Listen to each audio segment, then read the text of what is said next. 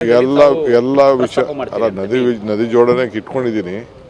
ನಮ್ಮ ರಾಜ್ಯಕ್ಕೆ ಸಂಬಂಧಪಟ್ಟಂಥ ಯಾವ್ಯಾವ ವಿಚಾರ ಇದೆ, ಮಾದಾಯಿ ವಿಚಾರನೂ ಹೇಳ್ತೀನಿ, ಕೃಷ್ಣ ವಿಚಾರ ನೋಟಿಫಿಕೇಶನ್ ವಿಚಾರನೂ ಪ್ರಸ್ತಾವ ಮಾಡ್ತೀನಿ, ತುಂಗಭದ್ರಾ ವಿಚಾರನೂ ಮಾತಾಡ್ತೀನಿ, ಕಾವೇರಿ ವಿಚಾರನೂ ಮಾತಾಡ್ತೀನಿ. ಆಮೇಲೆ ನಾವು ಏನು ಒಂದು ಇದು ಆ ನೀರನ್ನು ಉಳಿಸ್ಕೊಳ್ಳಿಕ್ಕೆ ಈಗೇನು ನಾವು ತುಂಗಭದ್ರಾ ಡ್ಯಾಮ್ನಲ್ಲಿ ನಾವು ತೆಲಂಗಾಣವರಿಬ್ಬರು ಸೇರಿ ಒಂದು ಬ್ಯಾಲೆನ್ಸಿಂಗ್ ರಿಸರ್ವ್ ಕಟ್ಟಬೇಕು, ಇಲ್ಲ ಅಂತಂದರೆ ಬೇರೆ ಸ್ಟೋರೇಜ್ ಮಾಡೋಂಥದ್ದು, ಆ ವಿಚಾರ ಕೂಡ ಪ್ರಸ್ತಾವನೆ ಮಾಡ್ತೀನಿ. ಅವೆಲ್ಲ ಕೂಡ ಖಂಡಿತ ನಮ್ಮ ರಾಜ್ಯದ ಹಿತಕ್ಕೆ ಏನು ಬೇಕೋ ಅವೆಲ್ಲ ಮಾಡ್ತೀವಿ. ಬೆಂಗಳೂರಿನಲ್ಲಿ ಕ್ರಿಕೆಟ್ ವಿಚಾರ ಅದು ನಡೆಸೋಕ್ಕಾಗೋದಿಲ್ಲ ಅಂತೇಳಿ ತೀರ್ಮಾನ ಮಾಡಿದ್ರೆ ಅಂತ ಗೊತ್ತಾಗ್ತದೆ ಸರ್.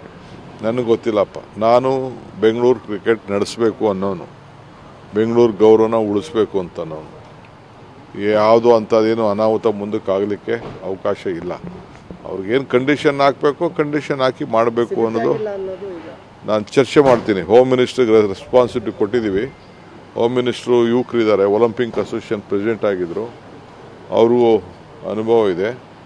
ಬೆಂಗಳೂರು ಗೌರವನ ಉಳಿಸ್ಬೇಕು, ಅದಕ್ಕೆ ನಾನು ಹೋಮ್ ಮಿನಿಸ್ಟರ್ ಹತ್ರ ಮಾತಾಡ್ತೀನಿ.